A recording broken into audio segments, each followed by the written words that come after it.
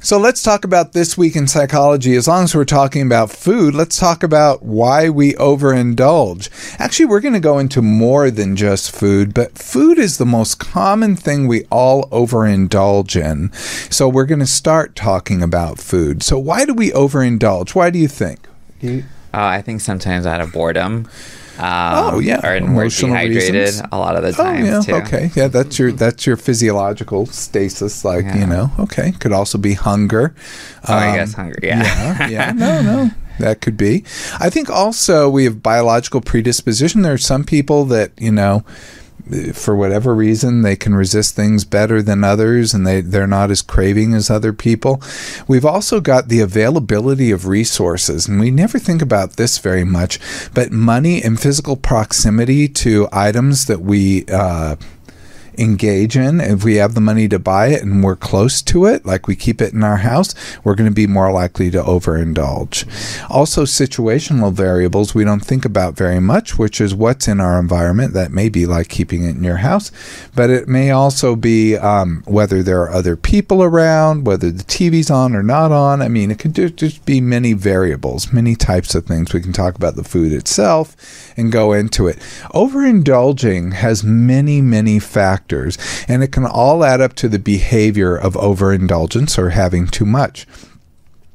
But we can boil it down to we can't boil it down to one thing, but one of the things I discussed is actually the easiest to change. What do you think might be the easiest to change? I would say maybe not having it in the house. That's right. Yeah, because that's what I do with my stuff, where I'm like, all right, if I'm going to treat myself, then yeah, I'll have it in the house, but otherwise I'll destroy it in one sitting. Oh my God. I hate when even the package says this is how many calories, but it's like it's not for the whole entire bag. It's per serving, and I'm but all you see is the one. All I see is that one. Yep. Yeah. I eat one serving. I totally eat one serving. But then I have the second serving and the third. Yes.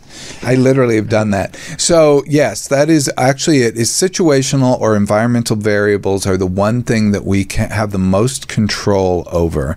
Like we can't make ourselves have more or less money. I guess we could.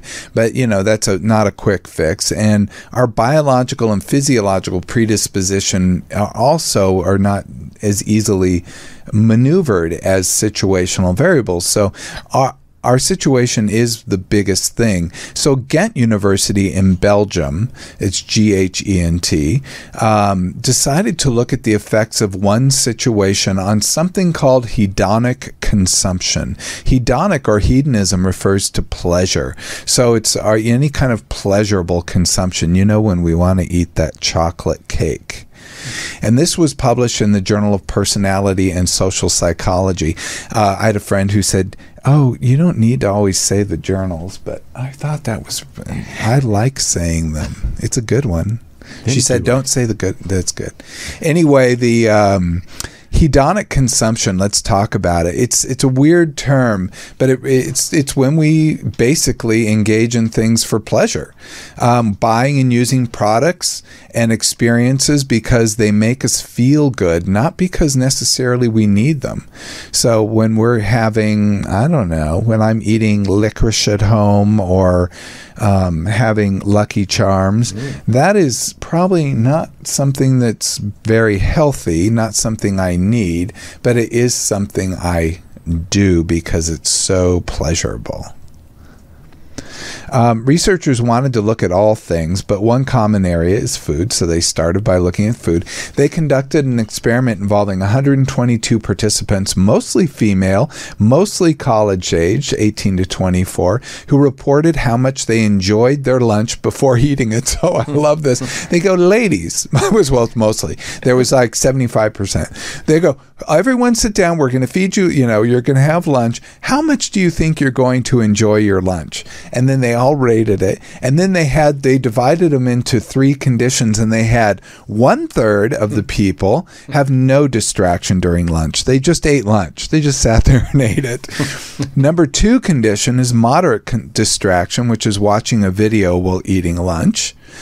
And number 3 is high distraction. They had to play Tetris while eating lunch. So I don't even know how you do that, because you kind of need your hands to play Tetris. So that's really going to get in the way.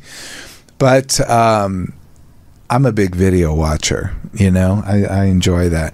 But nonetheless, they measured them before and then they measured them after, and here were the results. The participants who ate while distracted, either while they're watching a video or playing Tetris, had lower enjoyment and lower satisfaction. But even more interesting, to me at least, is they had higher snacking after eating. They ate more later. And they had a more general desire for further gratification. They were left unsatisfied after lunch. They wanted more. What? Oh, do you think it's because they didn't focus on the actual meal itself? So like their brain didn't process them eating like the full meal? I think you might be onto something, because here we got the condition number 2 might give us even more answers. So they wanted to look outside of food. So they took 220 participants ages 18 to 70, mostly female again, and for 1 week they asked them to just look at this hedonic, consumption. And they filled out 7 surveys a day.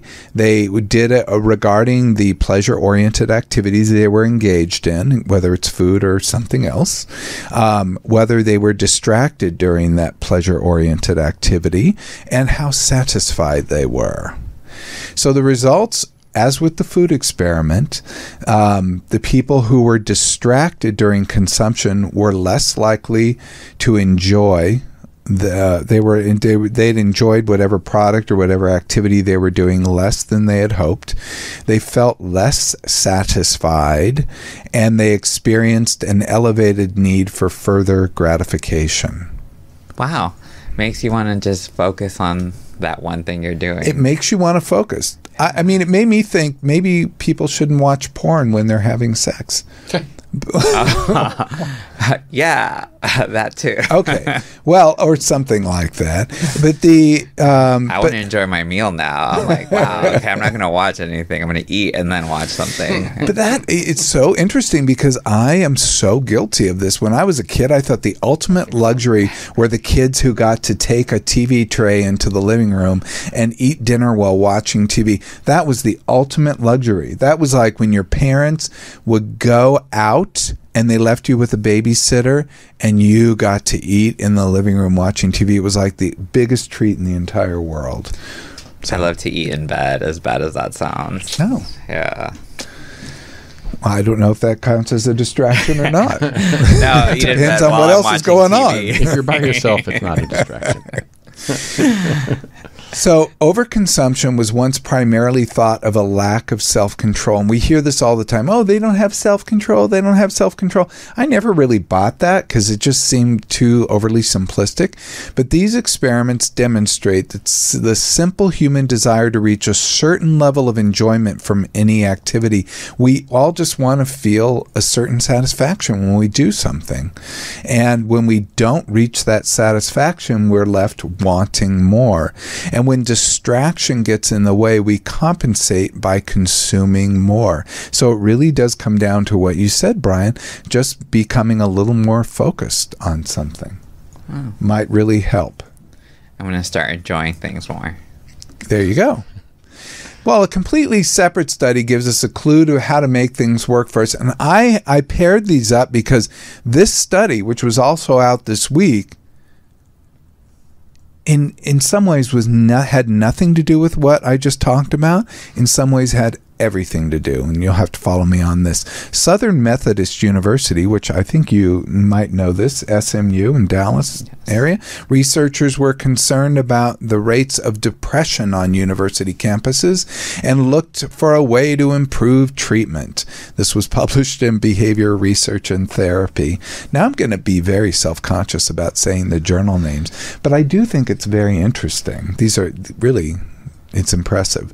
So the importance is depression in university students. We already know about this. This is something they knew going in. Depression in university students is associated with decreased academic performance. They get lower grades. They have a greater likelihood of dropping out, and they have a decreased quality of life. Didn't you know these kids in school? I mean, I remember being a freshman at UCLA, and there were people who they hated UCLA, like it was too big. They didn't like all the big classes, and I loved it. So I always looked at them from a very much an outside point of view. But it always struck me that, when people are depressed, like everything is colored with a very broad brush, a very gray brush. And sure, a big school is a bad choice for some people. Some people do better in smaller schools, or more, give more personal attention, etc.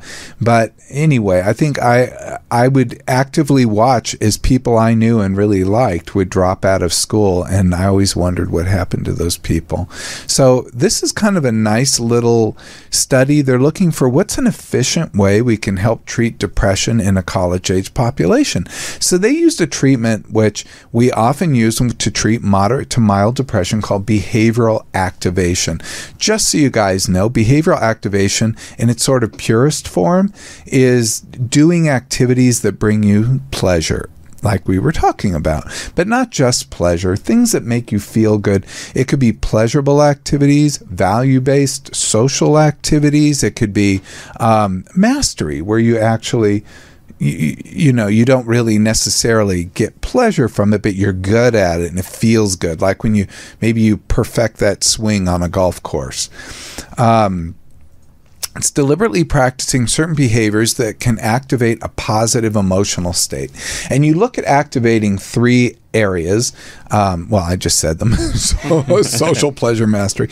Anyway, the activities took this standard therapy and they added savoring.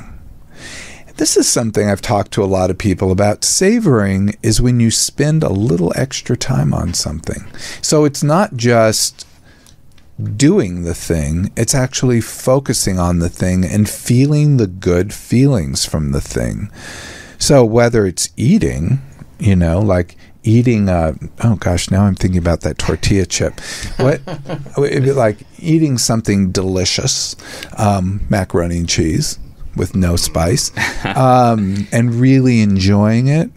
That's going to make you really feel much more satisfied than if you just are downing it in front of some TV show you like. And would it be the same as if you're doing an activity and you're just in that moment really enjoying what you're doing? Would that be part of savoring it? Really doing an activity and enjoying what? Like being in the moment of the activity. Were you not here? I wasn't there for a moment. I wasn't. I looked over at my notes. Apologies. Were you just taking that extra time while you're let's say you're surfing and you're just marinating in that goodness and realizing, Oh, I like food that's marinated, by the way. And I'm thinking a lot about food. But yes, when you're marinating in the goodness, it's going to bring you goodness. And let me talk about that study, because the researchers took 60 students who were experiencing lack of joy and enthusiasm. This is something called anhedonia. That's a lack of ability to feel pleasure or low positive affect. They don't feel they don't feel good things, basically. It's a primary symptom of depression. And researchers gave half the students that behavioral activation treatment with savoring, that one I just talked about. The other half of the students got something called emotional awareness training. This is kind of like mindfulness. You observe and monitor and reflect upon the positive and negative moods that you're having, but didn't really give a direction to go in, just said, do that. The results were, after those receiving the behavioral activation plus savoring treatment were asked to do enjoyable activities, to do them and to daily and to savor them, focusing on the positive aspects. And then they reported feeling happier each day. So each day they got happier. And then the students who did just the emotional awareness had no happiness. I mean, they didn't have any change in their condition.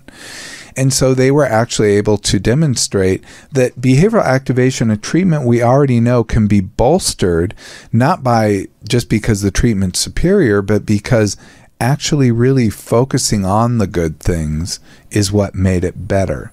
The other treatment, you focused on negative things too, but the negative things pulled you back down. So it seems like whatever you put your focus in gets bigger. And this is a principle we use in psychology in general. I use it in pain treatment awareness. The people who have pain, when they focus on the pain, it gets bigger. And then when they label the pain, it gets even bigger. But here we can do the opposite. And when we focus on the good things, and maybe we feel gratitude for the good things, that's going to actually make it bigger. And that can really help with depression and can make our world more enjoyable. I thought that was pretty cool. And we can really enjoy our food a little bit more and maybe eat less of it. You're hungry. We need to get you some food after this. I don't know. I did have a banana, but that just did not do the trick. Yes. So how much of our lives are feeling distracted, and we have to ask ourselves, how much would life improve if we focused on the good in life, the people and pets we love, the activities we enjoy, experiences we're pleased by, and good old food that just tastes good. So I'm sure it's not that easy all the time, to focus on the good all the time. But I feel like if you kind of force yourself a little, it could help on those rough days. I think it's impossible to focus only on good, and I think that's problematic if that's all we're trying to do. We need our entire range of feelings. But I do think we can help ourselves by focusing on more of the good. I'm going to talk a little bit later when we talk about more women taking the pill, about the effect of negativity. So we'll get to that in a minute, because here we're talking about the positives of focus and staying on the positive. But negative can really help us, except when it's too much, and we have to be aware of that.